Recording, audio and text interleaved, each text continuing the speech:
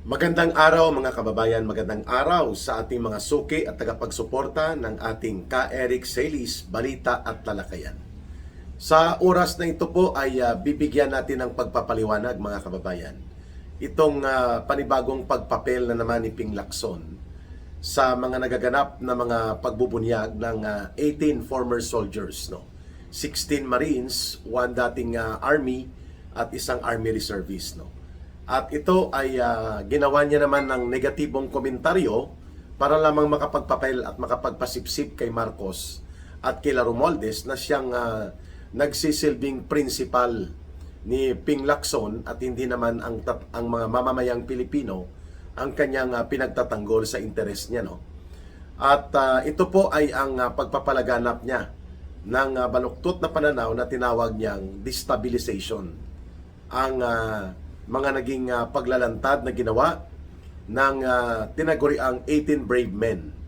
O yung iba tinatawag sila ng mga buwis buhay, sapagkat inilahad nila ang katotohanan hinggil po sa ginagawa na mga sindikato na noon ay hindi pa nalubusang nabubunyag, subalit ngayon ay naipakita na ang katotohanan na in fact ang buong sindikato ay pinamumunuan nila Marcos at nila Romualdez.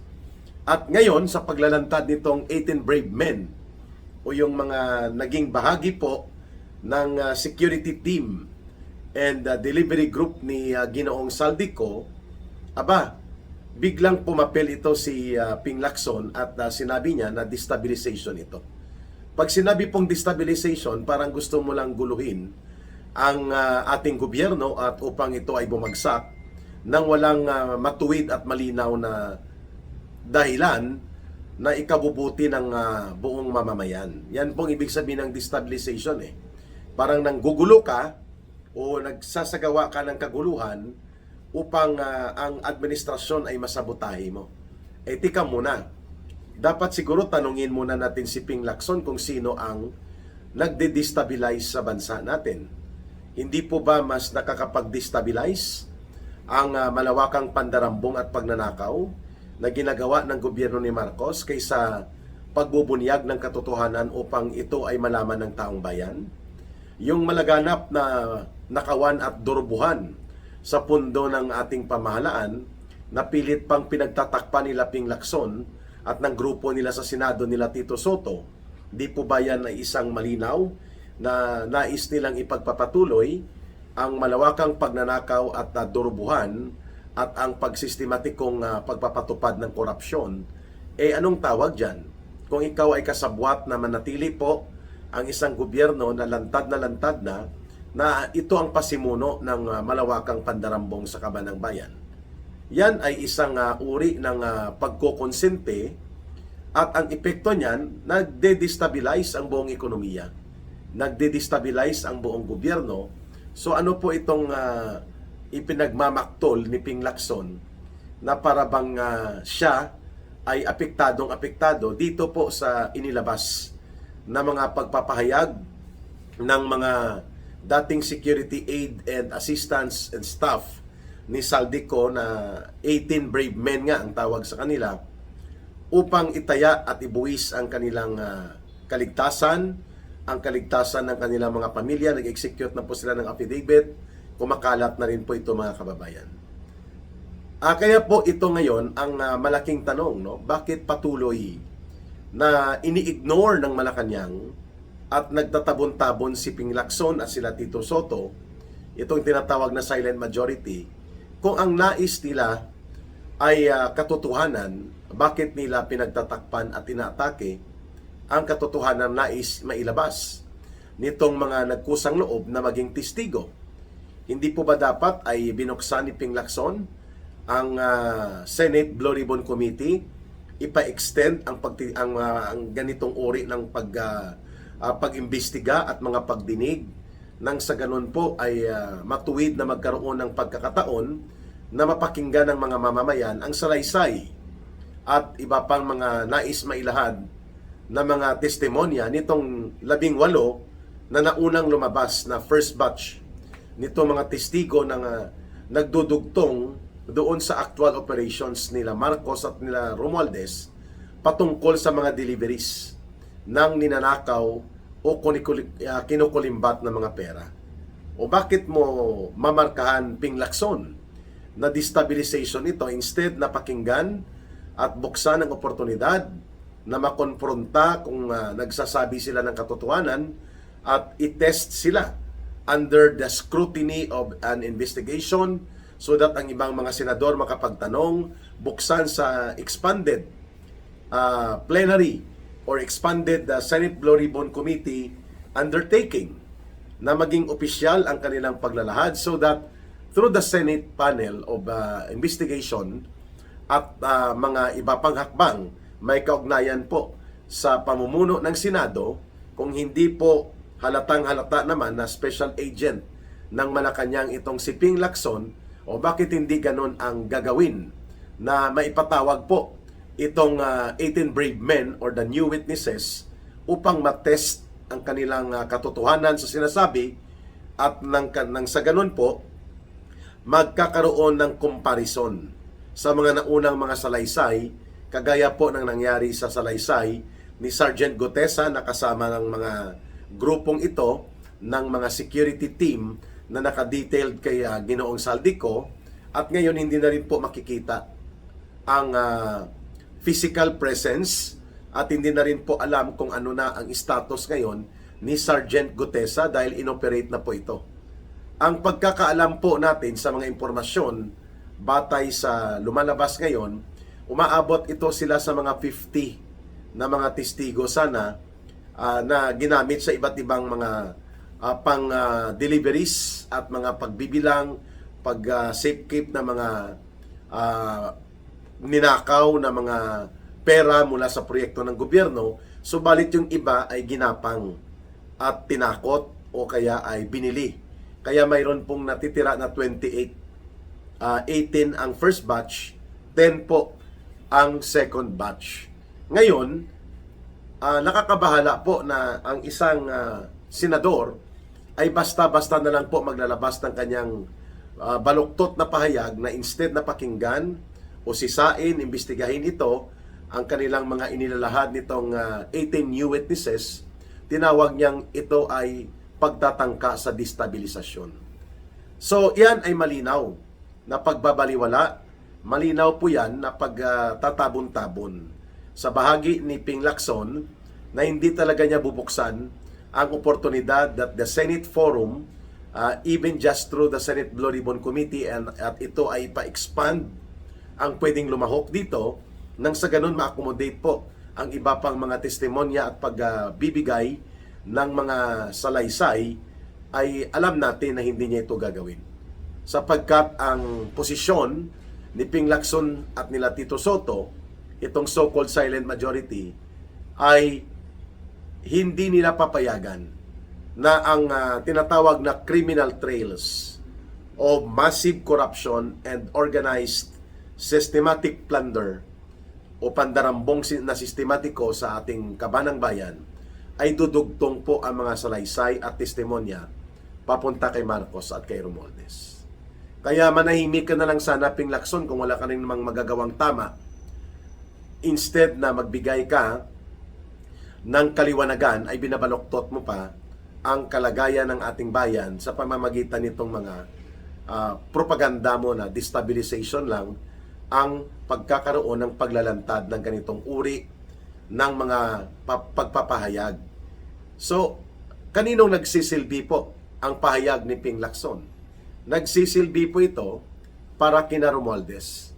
Malinaw po na yan ay isang bahagi po ng taktika nila Marcos at Romualdez na may ibang magsasalita kunwari upang pabulaanan, i-discredit po ang mga ganitong uri ng mga pahayag ng mga testigo na nais lumantad, nang sa ganun po ay hindi mabibigyan ng bigat at sapat na atensyon mula sa mga mamamayan, sapagkat mawawala po ang mga oportunidad na ito ay mailahad sa isang opisyal na pagtitipon like sa Senate Blue Ribbon Committee investigation sana, na alam natin po ay pilit na sinasaraduhan ni Ping Lacson, lalo na kung ang mga pagsasalaysay ay manggagaling doon sa may mga direktang kaalaman at may kinalaman sa aktwal na pagpapatupad po ng mga naturang usapin tungkol sa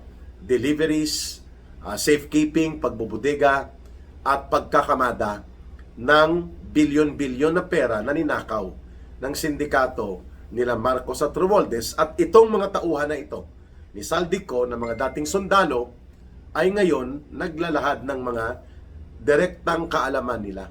Subalit outright dismissal ang naging attitude ni Ping Lacson instead of accommodating them na maririnig sila.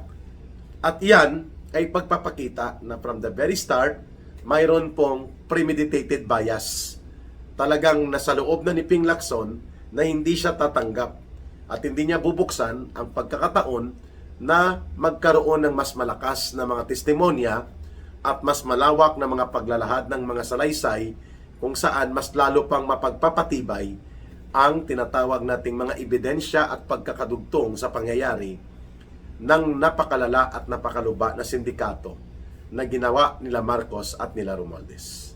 Destabilization po ang ginagawa ni Marcos at ng kanyang mga sindikato sa gobyerno sapagkat sila po ang nagpapahina ng ekonomiya.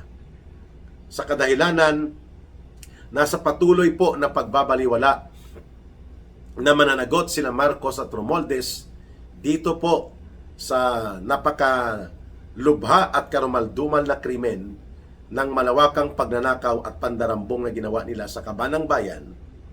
Patuloy silang pinagtatakpan. Pinagtatakpan sila nitong ICI ni Marcos, which is actually a gimmick na kunwari nagpapaimbestiga. Subalit wala namang layunin na ma-establish ang katotohanan at ang mga pasimuno. Kaya itong ICI nawalan na rin ng kredibilidad. Yan, nag-resign na nga halos lahat ng miyembro nito, naiwan na lang yung chairman nila. No, itong dating justice sa Supreme Court na ngayon ay tauhan ni Marcos upang ipatupad ang mga pagtatakip-takip at mga pagtatabon-tabon. Ganon na rin po ang nakita ng taong bayan kay Ping Lacson. May premeditated bias in favor kay Marcos at kay Romualdez kasi sila ay beneficiary po sa deliveries nito mga pera na ito, lalo na doon sa pundo sa eleksyon na ginamit upang ang mga pinagnakawan na pera mula sa Kabanang Bayan through the projects ng DPWH na ginamitan po ng insertions, allocables, unprogrammed, and ghost projects. Ginamit ito para sa pagkakaroon ng makinarya at resources sa kampanya ng mga kandidato nila Marcos at Romualdez sa pagkasenador. That include sila Tito Soto at sila Ping Lacson na nakinabang dito sa uri ng malagim na mga kaganapan ng krimen ng pandarambong at pangungurakot na pinamunuan nila Marcos at Romualdez. Kaya ganyan na lang po ang pagiging makapal ng pagmumukha nila Ping Lacson at Tito Soto na di bali nang sila ay markahan ng mga special agents and operatives ng Malacanang inside Senate upang patayin, supilin at durugin ang anumang pagkakataon na susulpot at sisingaw ang ganitong mga uri ng mga paglalahad that will hit hard against Marcos. Kaya ganyan na lang po ang ginagawa ngayon nila Ping Lacson to the point na gagamitin pa niya ang panloloko ng claims of destabilization. Lamang ma-establish ang kanilang misyon na wag magdugtong at wag tumawid paugnay kila Marcos at kila Romualdez ang mga sasalaysay at titestimonya hindi dapat makatawid sa kanila. Kaya sinasaraduhan niya sa Senate Blue Ribbon Committee. Sinaraduhan niya ang pagpapahayag ng mga diskaya, sinaraduhan niya ang pagpapahayag nila Sergeant Gotesa, at ganon din po ang pagpapahayag na marami pang ilalahad ni Ginoong Saldico. At ngayon, tatawagin ni Ping Lacson na destabilization itong mga pagsasakripisyo nitong matatapang na mga dating naging sundalo ng ating hukbo at na-deploy o nagtrabaho bilang mga security sa bahagi ni Saldico. Sila pa ngayon ang pinapalabas ni Ping Lacson na mga masama. Sila pa ang naging destabilizers, samantalang gusto nila na mailahad ang katotohanan sa taong bayan, bakit takot na takot yan? Sila Ping Lacson na mapagbigyan, na madinig, at nang sa ganon po ay makapagbuo ng tamang desisyon ang sambayan ng Pilipino sa patuloy po na pagtatanggi, patuloy na pagkukunwari nila Marcos at nila Romualdez sa nangyari pong mahigit 1 trilyon pesos na nawala o ninakaw sa mga flood control projects at sa iba pang mga infrastructure projects na hindi pa nabubuksan.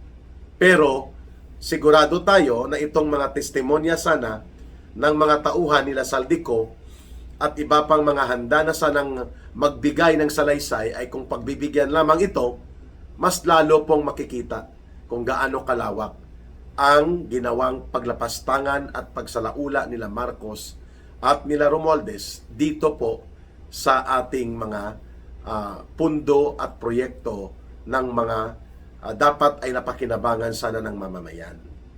Ang totoong destabilization po, Ginoong Ping Lacson, ay yung mga nagtatakip at nagtatabon-tabon upang mawala, mabura ang criminal trails so that there will be accountability and justice to those who are the real mastermind. And that is what you are doing dyan sa Senado.